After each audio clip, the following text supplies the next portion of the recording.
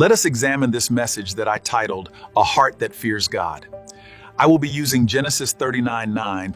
In a world filled with compromise, God is still looking for people like Joseph, Abraham, and Daniel, people whose hearts truly fear him. And even in the face of constant temptation, I remain firm in my commitment to honor and integrity, choosing to stay true to my principles despite the challenging path. Joseph could have chosen compromise because nobody around him may have known, yet he refused because his heart was committed to God and his integrity remained intact.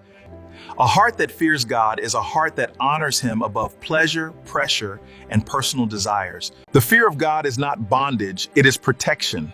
It keeps believers in wisdom, holiness, obedience, and divine purpose.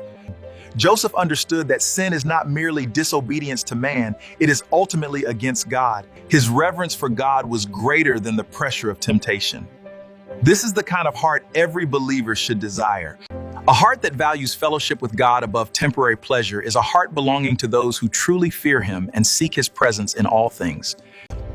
Today, many temptations surround believers through relationships, entertainment, greed, pride, and compromise.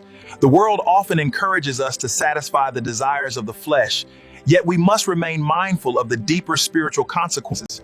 The fear of God is one of the most important foundations of the Christian life. It is not merely being afraid of God's punishment, but having deep reverence, honor, respect, and obedience toward him. A heart that fears God desires to please him, avoid sin, and walk in righteousness.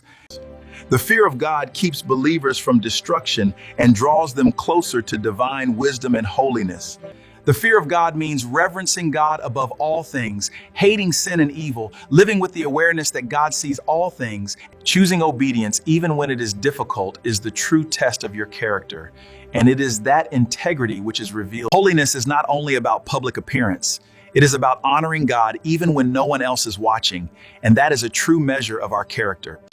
Joseph's decision preserved his destiny, protected his testimony, and positioned him for God's promotion later in life. Whenever temptation comes, remember that God always provides strength and a way of escape for those who trust him. Stand firm in righteousness, and God will honor your obedience.